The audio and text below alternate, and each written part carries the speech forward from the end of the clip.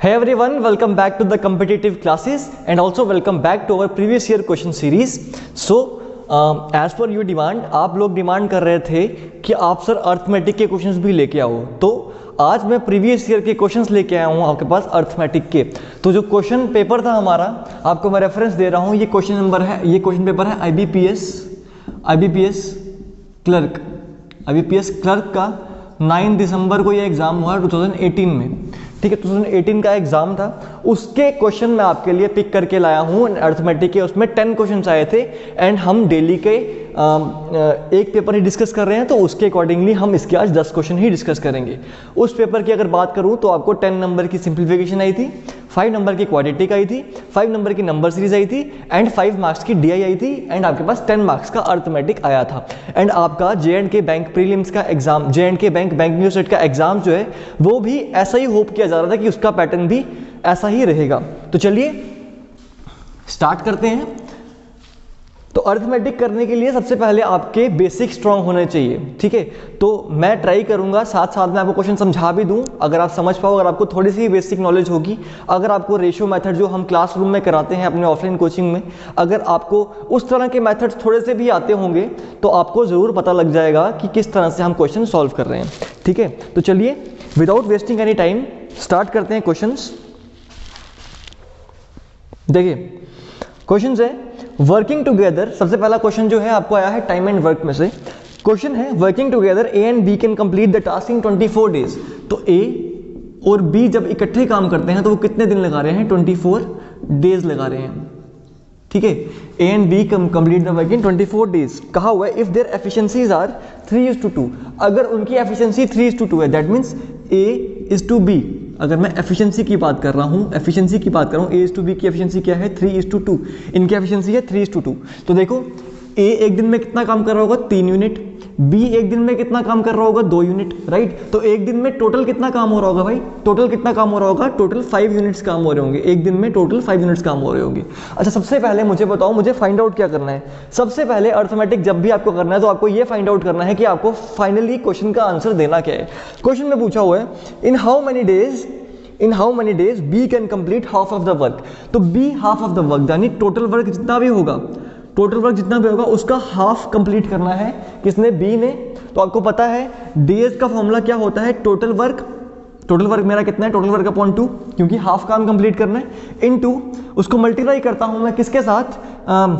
Total work upon total efficiency, या जिसकी भी एफिशिएंसी है। यहाँ पे एफिशिएंसी हमको सिर्फ बी की निकालनी है, नंबर ऑफ डेज सिर्फ बी के निकालने हैं। दैट मींस यहाँ पे क्या आएगी? सिर्फ बीज एफिशिएंसी। यहाँ पे क्या आएगी? बीज एफिशिएंसी निकल के आएगी।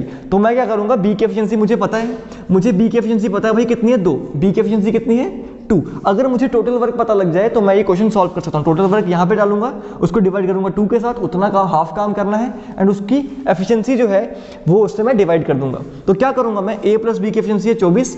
एक दिन में कितना काम कर रहे हैं? 5 यूनिट। तो टोटल वर्क कितना होगा भाई? अगर एक दिन में 5 यूनिट काम हो रहा है, टोटल कितने दिन काम हो रहा है? 24 दिन। अगर एक दिन में आप कह रहे हो कि मैं 5 पेज लिख रहा हूं और कितने दिन लिखता जा रहा हूं? 24 दिन लिखता जा रहा हूं, तो टोटल कितना काम करूंगा? 5 × 24, दैट मीन्स टोटल वर्क कितना है मेरा? 24। मुझे क्या निकालना है? मुझे हाफ ऑफ द वर्क निकालना है। दैट मीन्स इसको मैं हाफ से डिवाइड कर दूंगा, मल्टीप्लाई कर दूंगा। मुझे इसको हाफ से मल्टीप्लाई करना है, क्यों? क्योंकि मुझे कहा गया है कि in how many days B can complete the half of the work. तो हाफ ऑफ द वर्क कितना हो गया? इतना। इसको मुझे डिवाइड करना है बी की एफिशिएंसी के साथ। बी की एफिशिएंसी कितनी है? 2। ठीक है, तो ये आ जाएगा 4 6 दैट मीन्स हमारा आंसर आ जाएगा 30 डेज। हमारा आंसर क्या आ जाएगा गाइस निकल के? 30 डेज। आपका ऑप्शन नंबर बी जो है वो आपका राइट आंसर हो जाएगा। Option number 2 will be the right answer. Guys अगर वीडियो अच्छी लग रही है तो वीडियो को लाइक करो, शेयर करो। ठीक, मैंने लास्ट वीडियो में 50+ का एम किया था लाइक्स का, लेकिन आपने मुझे 50+ लाइक्स नहीं प्रोवाइड किए, तो इसीलिए मैं अब एम कर रहा हूं कि आप अब मेरे को इस वीडियो में कम से कम 50+ लाइक्स दिलवाओ। ठीक है, अगला क्वेश्चन है if the diagonal of the square of the parameter. थोड़ा सा कॉम्प्लेक्स क्वेश्चन है तो जरा ध्यान से समझेंगे। कहा हुआ है if the diagonal of the square of parameter 60 centimetre, that means parameter है स्क्वायर का 60 सेंटीमीटर। तो सबसे पहले मैं स्क्वायर के बारे में समझ लेता हूं थोड़ा सा। स्क्वायर होता है हमारे पास इस तरह से। ठीक है, स्क्वायर की हर एक साइड क्या होती है? इक्वल होती है। और पैरामीटर क्या होता है आपका? सम ऑफ ऑल द साइड्स। तो अगर मैं एक साइड को मानता हूं A, तो मेरा पैरामीटर कितना आएगा? 4A। ठीक है। और मुझे कहा हुआ है कि पैरामीटर कितना है स्क्वायर का भाई, पैरामीटर है आपका 60 के इक्वल। इसका मतलब a यानी a की वैल्यू कितनी आ जाएगी 15, a की वैल्यू यानी एक साइड की वैल्यू कितनी आ जाएगी 15। अब मुझे कहा गया है कि if the diagonal of the square of parameter 60 centimetre is equal to the length of rectangle. अब इसका डायगोनल भी है, ये होता है डायगोनल, ठीक है, ये होता है डायगोनल, ठीक है। कहा हुआ इसका डायगोनल जो है वो एक रेक्टेंगल की लेंथ के इक्वल है, ठीक है। ये डायगोनल जो है वो इसकी लेंथ के इक्वल है, ठीक है। रेक्टेंगल का नाम है r, रेक्टेंगल का नाम है r।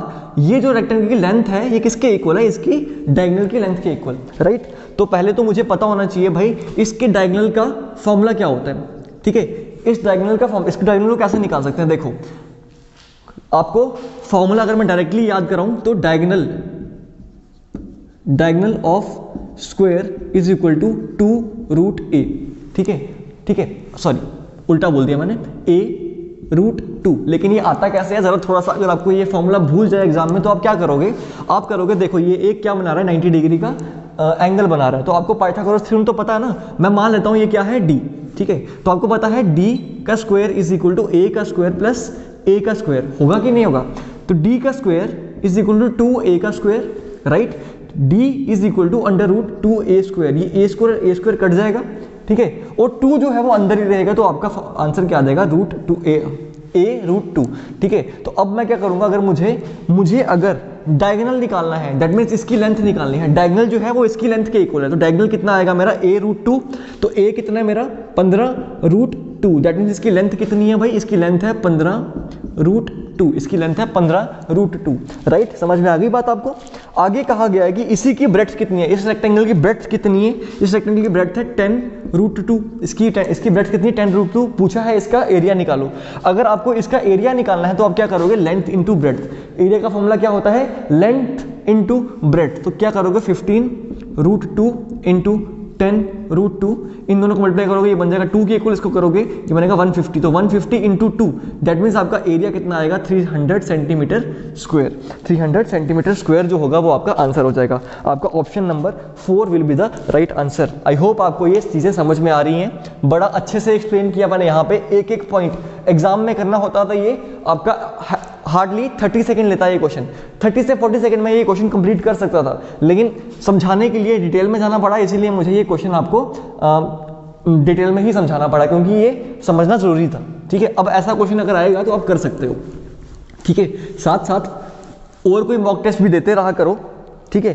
कहा हुआ है देखो ये क्वेश्चन भी थोड़ा सा लेंथी क्वेश्चन है, एग्जाम में करने वाला अगर आपको आता है तो आप करोगे, नहीं तो आपको ये थोड़ा टाइम कंज्यूमिंग लगेगा। तो क्वेश्चन है आपके पास, jar a contained a mixture of milk and water in the respective ratio of 5:1। एक जार है, ठीक है, उसमें किसका रेशियो है, मिल्क का और वाटर का, किस रेशियो में, 5:1 में, ठीक है, 5:1 में। कहा गया है the difference of the quantity of the milk and water is 32। कहा हुआ जो डिफरेंस है ना, इनमें डिफरेंस है, ठीक है। अगर आपको नहीं समझना है ऐसे तो मैं इसको मानता हूँ ये 5x है, ये 1x है, ठीक है। कहा हुआ दोनों में डिफरेंस जो है, दोनों में डिफरेंस कितना आएगा भाई 4x। 4x जो है वो किसके इक्वल है, 4x है 32 लीटर के इक्वल, 4x है 32 लीटर के इक्वल, ठीक है। एंड मुझे कहा गया है, अच्छा अगर 32 लीटर के इक्वल है 4x, तो x कितना हो जाएगा भाई 8 लीटर, x हो जाएगा 8 लीटर। दैट मीन्स इसमें मिल्क कितना होगा, मिल्क होगा आपका 40 लीटर, और ये कितना होगा आपका, ये होगा आपका 8 लीटर, ठीक है।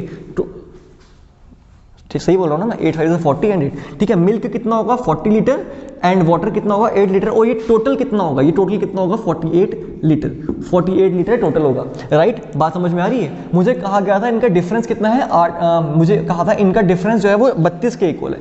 तो 5x माइनस 1x कितना हो जाएगा 4x, 4x की वैल्यू आ जाएगी आपकी 32, तो x की वैल्यू आ जाएगी मेरी 8 लीटर, 8 लीटर, ठीक है। x की आगे 8 लीटर, तो मैं 5x की वैल्यू निकालूंगा, 1x की वैल्यू निकालूंगा, और टोटल कितना बन जाएगा ये प्लस ये, दैट मीन्स 48 लीटर।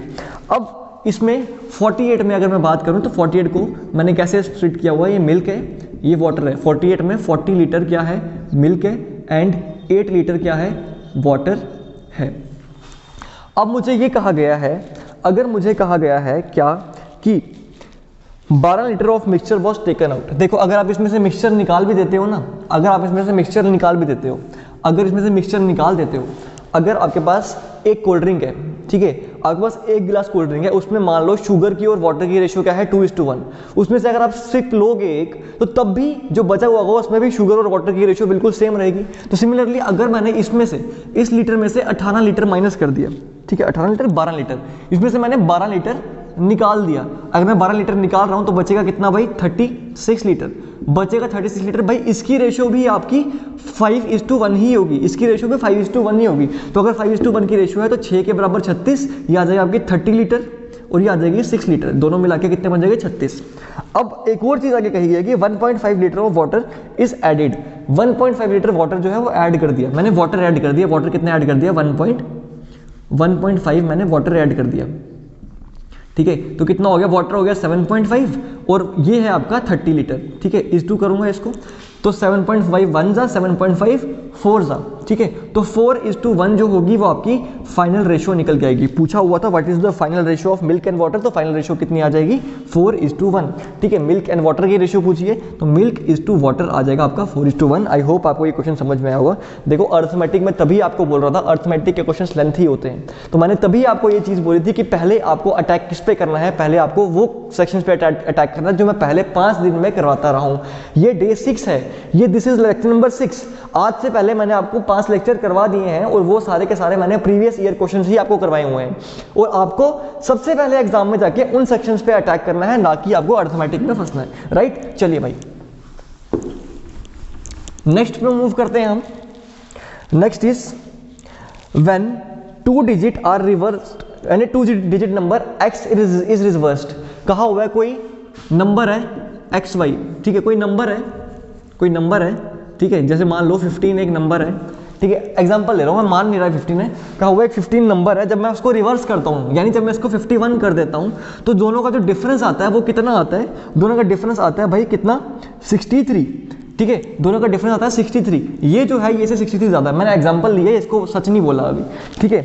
अब कहा हुआ है उन डिजिट्स का जो सम होता है, उन डिजिट्स का सम कितना है भाई 11, उन डिजिट का सम, ये दैट मीन ये 5 + 1 कितना होना चाहिए 11। अब यहाँ पे कोई भी नंबर ले लो, यहाँ पे ले लो आप 7 + 4 ले लो, 7 8 9 10 11, तो ऐसा नंबर भी हो सकता है 74 हो सकता है, 74 का उल्टा 49 हो गया, ठीक है, 47 हो गया, ठीक है। तो इस तरह से चल रहा है, तो दोनों का जो डिफरेंस है वो आना चाहिए 63 और दोनों का सम जो है वो कितना है 9। तो इस तरह के क्वेश्चंस गाइस आपको जब भी एग्जाम में दिखे, इस तरह के क्वेश्चन जब भी आपको एग्जाम में दिखे, तो ट्राई करो इसको ऑप्शन से सॉल्व करने का, ट्राई करो कि आप इसको ऑप्शन से सॉल्व करो, क्योंकि अगर ऐसे करने जाओगे तो आप मान लोगे, अगर आप इसको बेसिक से करने जाओगे बहुत टाइम लेगा। अगर मैं ऑप्शन से करके देखता हूँ तो क्या आएगा, पहला नंबर देखो, क्या हमको कहा गया है कि ये यहाँ पे 2 नंबर हैं, 2 डिजिट नंबर है, इन दोनों का सम कितना आना चाहिए 11 आना चाहिए, ये कहा गया मुझे, कहा हुआ है ना the sum of the digits of number x is 11, तो यहाँ पे और इसका जो है सम 11 आना चाहिए। तो पहला वाला 48 है, 4 + 8 कितना होता है 12, दैट मीन्स पहला वाला ऑप्शन मेरा डिलीट हो गया। दूसरा है 5 + 2 7, दूसरा वाला ऑप्शन मेरा डिलीट हो गया।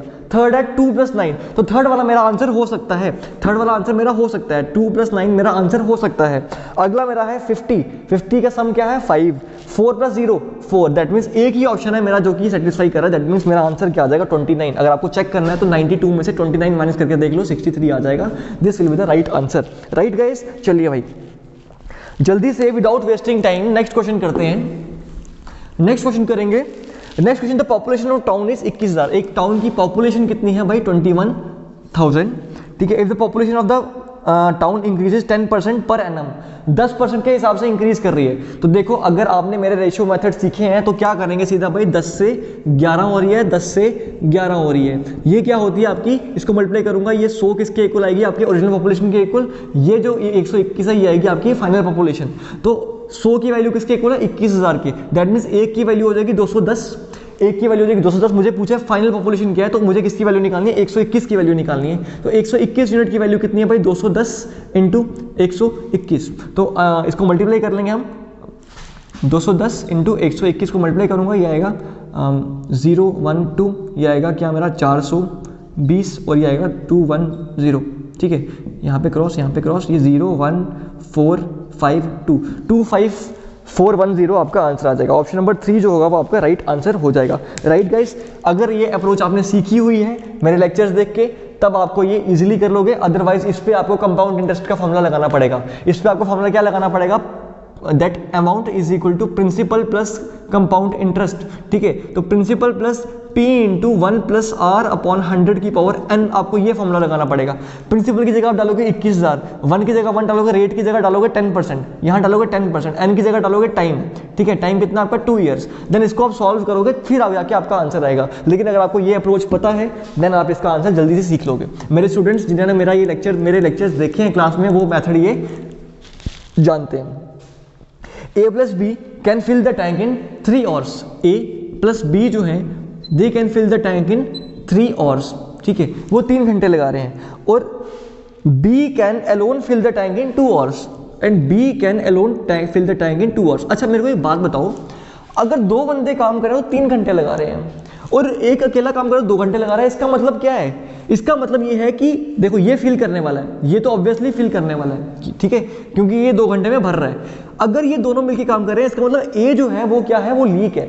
ए जो है वो पाइप जो है वो लीकेज की पाइप है, इसीलिए ये वो 3 घंटे लगवा रही है, ठीक है। अदरवाइज अगर अकेला बंदा 2 घंटे में काम कर रहा है तो 2 बंदे लगेंगे तो वो क्या करेगा, वो कम टाइम में काम करेंगे। लेकिन यहाँ पे ए जो है वो काम खराब कर रहा है, इसीलिए क्या हो रहा है, इसलिए 3 घंटे लग रहे हैं। तो जो पूछा है आपसे कि हाउ लॉन्ग टैप ए, अच्छा how long will tap A take to vacate the tank which is 25% filled. मुझे पूछा है एक टैंक जो 25% फिल्ड है उसको ए जो है वो कितनी देर में एम्प्टी करेगा, मुझे ये पूछा है। तो क्या करेंगे, बिल्कुल जैसे हम टाइम एंड वर्क में करते हैं, तो इसका एलसीएम आ जाएगा भाई 6, ठीक है। This will be equal to total work, this will be equal to total capacity of the tank, ठीक है। ये ऑप्शन है ये 2 और 3।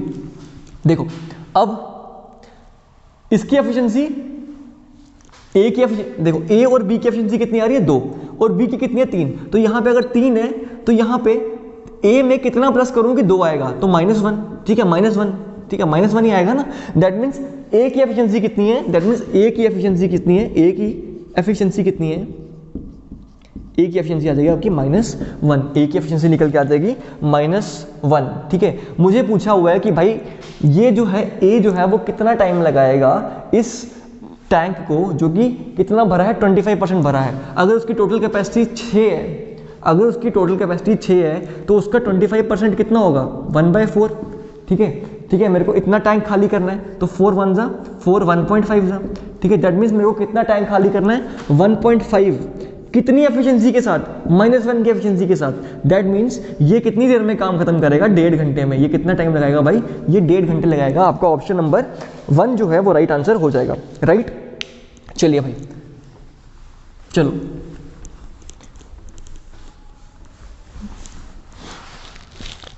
कहा हुआ है Vijay invest a principal amount of 3 lakh 30 lakh, ठीक है, 1 stands 100,000 10 लाख। तो विजय जो है प्रिंसिपल कितना है उसका 3 लाख, ठीक है। टाइम है इसका 2 ईयर्स और रेट है इसका 20%। मुझे पता है 20% क्या होता है, 1/5 के इक्वल। और मुझे पता है, मैंने ये क्लासेस में करवाया है कि 5 जो होता है ये क्या होता है आपका प्रिंसिपल, और ये क्या होता है सिंपल इंटरेस्ट के केस में इंटरेस्ट पर ईयर, ठीक है, इंटरेस्ट पर ईयर, ठीक है, ये है इंटरेस्ट पर ईयर। तो मुझे बताओ अगर 1 साल में 1 इंटरेस्ट आ रहा है, 1 साल में 1 यूनिट इंटरेस्ट आ रहा है, 2 सालों में कितना इंटरेस्ट आएगा, 2 यूनिट्स आएगा। 2 सालों में कितना इंटरेस्ट आएगा भाई, 2 यूनिट्स। अच्छा ये 5 की वैल्यू किसके इक्वल है भाई, 5 की वैल्यू किसके इक्वल है, ये प्रिंसिपल है, मेरे अकॉर्डिंग प्रिंसिपल आ रहा है 5, उसके अकॉर्डिंग आ रहा है 3 लाख। तो 5 की वैल्यू आ जाएगी भाई 3 लाख के इक्वल, 5 की वैल्यू आ जाएगी 3 लाख के इक्वल। जैसे 1 की वैल्यू कितनी आ जाएगी, 5 6 60,000, 1 की वैल्यू आ जाएगी 60,000। अब मुझे पूछा भाई इंटरेस्ट कितना मिलेगा भाई उसको 2 सालों के बाद, तो इंटरेस्ट कितना मिल रहा है 2 यूनिट के इक्वल। तो 2 यूनिट की वैल्यू कितनी आ जाएगी 60,000 into 2, that means this is equal to 1,20,000। आपका answer 1,20,000। Option number 3 will be the right answer, right. चलिए भाई बहुत इजी क्वेश्चन आए हुए हैं। ऐसा नहीं है कि आप अर्थमेटिक बिल्कुल ही अटेम्प्ट ना करो, बहुत सारे स्टूडेंट्स जो हैं वो अर्थमेटिक करना चाहते भी हैं, और अगर टाइम बच जाए तो भाई अर्थमेटिक करना भी चाहिए, क्यों नहीं करना चाहिए। अगला क्वेश्चन है the length and the breadth of the rectangle is in the ratio of 3:7। तो मैं मान लेता हूँ लेंथ और ब्रेड्थ, ठीक है। लेंथ कितनी है भाई 7x और ब्रेड्थ कितनी है भाई 3x, ठीक है। कहा हुआ parameter of the triangle is 80। Parameter क्या होता है भाई, पैरामीटर क्या होता है, पैरामीटर होता है sum of all the sides, that means 2 into length plus breadth. तो पैरामीटर कितना हो जाएगा 2 इंटू 7 प्लस 3, ठीक है। तो कितना हो जाएगा भाई 7x प्लस 3x कितना हो जाएगा, ये बन जाएगा आपका 20x हो जाएगा आपका पैरामीटर। पैरामीटर क्या है 20x, और मुझे क्या कहा हुआ है 20x किसके इक्वल है 80 के इक्वल। दैट मींस x कितना आ जाएगा आपका, x की वैल्यू आ जाएगी आपकी कितनी 4, x आ जाएगी 4। तो लेंथ कितनी निकल के आ जाएगी मेरी 4 इंटू 7 आ जाएगी 28 आ जाएगी मेरी लेंथ, और मेरी ब्रेड्थ कितनी आ जाएगी 3 इंटू 4 दैट मीन्स 12। ठीक है, ब्रेड्थ कितनी आ जाएगी 3 इंटू 4 दैट मीन्स 12। ठीक है, ठीक है। अब मुझे कहा हुआ भाई एरिया निकालना, तो एरिया क्या होता है भाई लेंथ इंटू ब्रेड्थ, तो क्या करना है 28 को 12 से मल्टीप्लाई करना है। 12 8 से क्या होता है 96, 12 से 24 में मैं 9 ऐड करूंगा कितना बन जाएगा भाई 33। तो 336 सेंटीमीटर स्क्वायर मेरा आंसर। ठीक है, 336 centimetre square, option number 3 will be the right answer. चलिए मूव करते हैं इस एग्जाम के लास्ट क्वेश्चन का। ठीक है, लास्ट क्वेश्चन की तरफ मूव करते हैं। लास्ट क्वेश्चन की तरफ तो कहा हुआ है the present age of A and B, A और बी की आपको पता है ये एरो रिप्रेजेंट करता है प्रेजेंट एज को, ये एरो रिप्रेजेंट करता है पुरानी एज को, ये रिप्रेजेंट करता है नेक्स्ट एज को। ठीक है, ठीक है। अब यहाँ पे कितने साल पीछे है कितने साल आगे है वो हम बाद में देखेंगे। कहा हुआ है कि प्रेजेंट एज कितनी है उसकी 9:11, तो प्रेजेंट एज क्या है भाई 9:11। ठीक है, कहा हुआ है द 12 ईयर हैंस मतलब 12 साल के बाद, 12 साल के बाद इनकी रेशियो क्या बन जाएगी 13:15, रेशियो बन जाएगी 13:15। बहुत ही इजी क्वेश्चन। ठीक है, अगर आपको रेशियो प्रोपोर्शन और एजिस के कंसेप्ट्स आते हैं देन आप ये क्वेश्चन बड़े इजीली कर लोगे। अब देखो मुझे एक बात बताओ, ये किसके इक्वल आ रहा है, इन दोनों में डिफरेंस कितना आ रहा है 4 के इक्वल, इन दोनों का डिफरेंस कितना आ रहा है 4 के इक्वल। ठीक है, और दोनों ये सेम साल है, ये 4 और 4, इसका मतलब हमारे अकॉर्डिंग डिफरेंस कितना आ रहा है इन दोनों में 4 साल का। हमारे ये इनकी एज ही है ना, पहले एज 11 थी अब 15 हो गई। ठीक है, तो हमारे अकॉर्डिंग कितना डिफरेंस है भाई 4 ईयर्स का, हमारे अकॉर्डिंग 4 ईयर्स का डिफरेंस है। और उनके अकॉर्डिंग ये कितने साल है भाई 12 साल है, उनके अकॉर्डिंग ये कितने साल है 12 साल है। तो एक यूनिट की वैल्यू कितनी हो जाएगी, एक यूनिट की वैल्यू हो जाएगी भाई 3 ईयर्स, एक यूनिट की वैल्यू हो जाएगी 3 ईयर्स। पूछा है मुझसे क्वेश्चन थोड़ा सा घुमाया हुआ है, कोई पूछा है find the age of B 14 years from now, अभी से 14 साल के बाद उसकी एज कितनी होगी। तो मैं यहाँ से प्रेजेंट एज निकाल लूंगा बी की प्रेजेंट एज कितनी आ जाएगी भाई 11 इंटू 3 33, और आज से 14 साल के बाद दैट मीन्स इसमें 14 और प्लस कर दूंगा तो मेरा आंसर आ जाएगा 47, मेरा आंसर आ जाएगा 47। Option will be option number 3 and this will be the right answer. इस तरह से आप अर्थमेटिक के 10 क्वेश्चन जो है वो करके आ सकते हो। ठीक, मैंने समझाने में टाइम लगाया, क्योंकि मुझे आपको एक्सप्लेन करना है, अदरवाइज इसको करने में ज़्यादा टाइम नहीं लगना था। 2018 में आए हुए क्वेश्चन है, आप जाके अगर कहीं वेबसाइट से आपको 2018 का 9 दिसंबर का पेपर मिलता है तो आप चेक कर सकते हो कि उसमें यही क्वेश्चन आए हुए हैं। एंड इवन हम जो भी आपको क्वेश्चन करवा रहे हैं वो सारे के सारे प्रीवियस ईयर क्वेश्चन हैं, चाहे आप कहीं से भी चेक कर लीजिए। ठीक है, सो अगर वीडियो आपको अच्छी लग रही है, आपको कुछ सीखने के लिए मिल रहा है, कुछ डाउट्स आ रहे हैं, so you can comment us on the under the comment section. अगर वीडियो अच्छी लग रही है तो लाइक करो, कोई प्रॉब्लम आ रही है तो कमेंट करो। So thanks for watching guys, all the best.